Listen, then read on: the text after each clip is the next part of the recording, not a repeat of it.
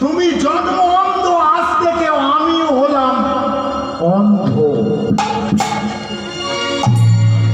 হাতটা গান্ধারীর চেপে ধরেছে। গান্ধারী, জানো আমি না জন্ম অন্ধ হতাম না।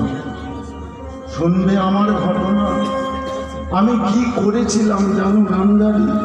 আমি একটা আগের জন্মে পাপ করেছিলাম। হে ভক্তমণ্ডলী, ভক্তিমতী মায়েরা, ধৃতরাষ্ট্র জন্ম অন্ধ হতো না যদি ধৃতরাষ্ট্র আগের জন্মে একটা পাপ না করত। কি করেছিল পাপটা?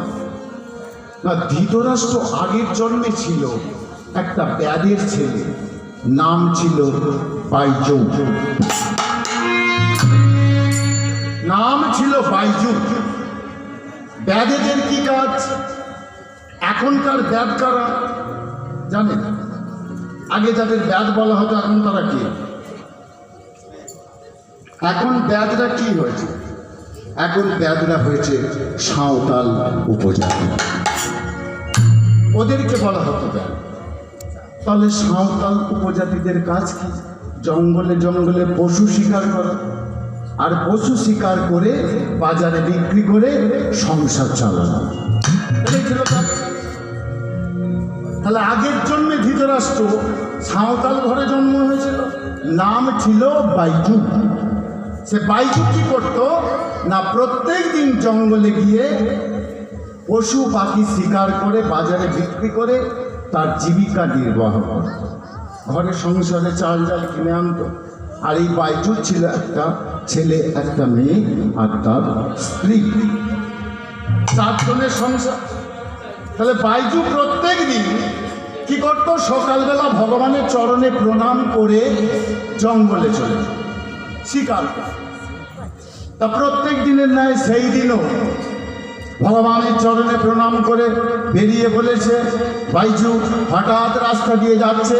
হঠাৎ রাস্তা দিয়ে যেতে যেতে শুনতে পেল যে একজন ঢাঁটা দিচ্ছে। ঢাঁটা বোঝেন তো? ঢাঁটা দেয় জানেন তো? গ্রামে ঢাঁটা দেয় না, সেরকম সেই রাজ্যে ঢাঁটা দিচ্ছে। শোনো শোনো রাজ্যবাসী, এ রাজ্যের রাজার একমাত্র কন্যা, সে জন্মগ্রহণ করেছে। কিন্তু সে জন্মগ্রহণ করার সঙ্গে সঙ্গে সে জন্ম থেকে অন্ধ হয়েছে। আর রাজা তাই বলেছে, কেউ যদি তার মেয়ের জন্য 2টো চোখ দান করতে পারে তাহলে তাকে অর্ধেক রাজত্ব আর প্রচুর ধন ঐশ্বর্য রাজন দান করে দেবে। এখন বাইজু এই কথা শুনতে পেয়েছে। শুনতে পেয়ে বলে বলে কি?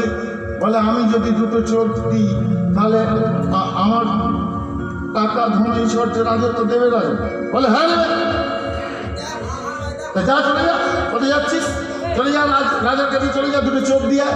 বাইজু মনে মনে করলো, হ্যাঁ আমি তো চোখ পাবো, আমার চোখ না। আমি জঙ্গলে যাই শিকার করতে, কিন্তু আমি জানি যে একটা পাখি আছে, সেই পাখির 2টো চোখ যদি মানুষের চোখে বসানো যায় তাহলে মানুষ দেখতে পায়। এটা বাইজু জানতো। কোন চোখ বসালে, কোন পাখির চোখ মানুষের চোখে বসাতো আগেকার দিনে? সেটা হলো বাজ পাখি। তাই বাইজু চলেছে মহানন্দে। আজকে হরিনাম গাইতে গাইতে, কৃষ্ণ নাম গাইতে গাইতে আজ আমি শিকার করব, বাজ পাখিকে আমি শিকার আজ করব।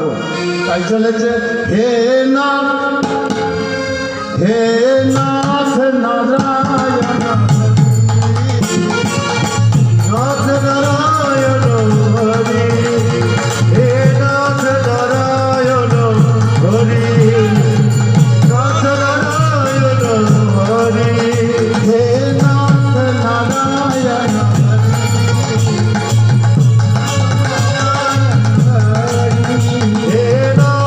নারায়ণ হরি, নাথ নারায়ণ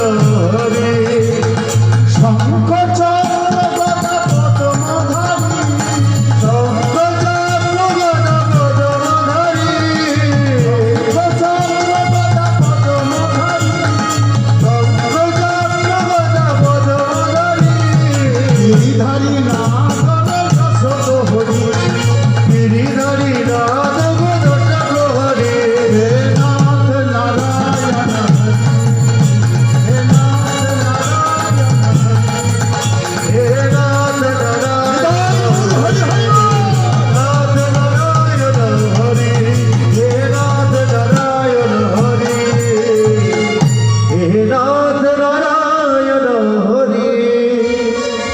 এখন জঙ্গলে প্রবেশ করেছে, জঙ্গলে প্রবেশ করে খুঁজছে বাজ পাখি কোথায় আছে।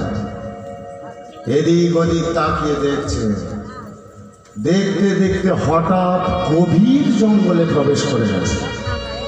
বাইজু বুঝতে পারছে না যে আমি গভীর জঙ্গলে প্রবেশ করে চলে এসেছি। এখানে বাঘ ভাল্লুক সবাই আছে, এ ভয় তার নেই, তার শুধু চাই দুটো চোখ। তাই সে আরো জঙ্গলের মধ্যে প্রবেশ করতে করতে হঠাৎ দূরে ওই তো দেখতে পেয়েছি বাজ পাখি একটা বসে আছে। আস্তে আস্তে করে ভালো করে দেখছে, পাতাগুলো সরিয়ে দিয়ে। হ্যাঁ হ্যাঁ, ওই তো বাজ পাখি গাছের ডালে বসে আছে, ওই তো বাজ পাখি। ওকে তো আমাকে মারতেই হবে, ওকে তো আমাকে মারতেই হবে। তীর ধনুকটা বের করেছে, তীর ধনুকটা বের করে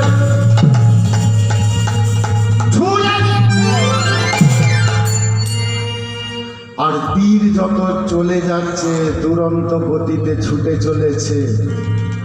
আর সেখানে সেই বাজ পাখিটা মনে মনে কাঁদছে, এ ব্যাগ তুই আমাকে মেরে দিচ্ছিস।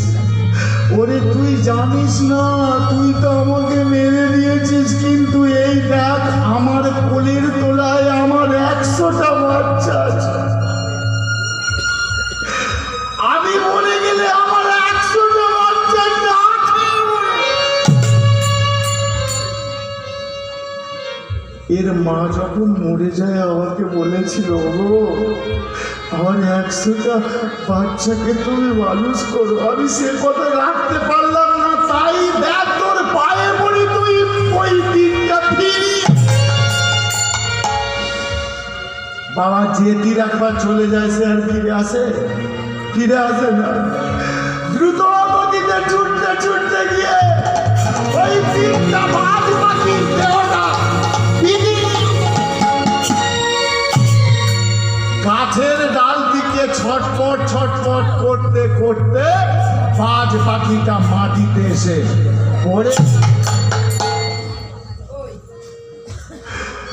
বাজ পাখিটা ছটপট করছে আর ওই ব্যাগ কিছু বুঝলো না, বুকের ওপর পা দিয়ে ওই ব্যাগ পাখিটা বাজ পাখিটা কি করলো, বুকটা বিদীর্ণ করে তীর দিয়ে দুটো চোখ উপড়ে দিল। যন্ত্রণায় বাজ পাখিটা ছটফট করতে করতে বলে উঠল, ওরে দেখ আমি তোকে অভিশাপ দিলাম, যেমন করে তুই আমার ওই দুটো চোখ উপড়ে নিলি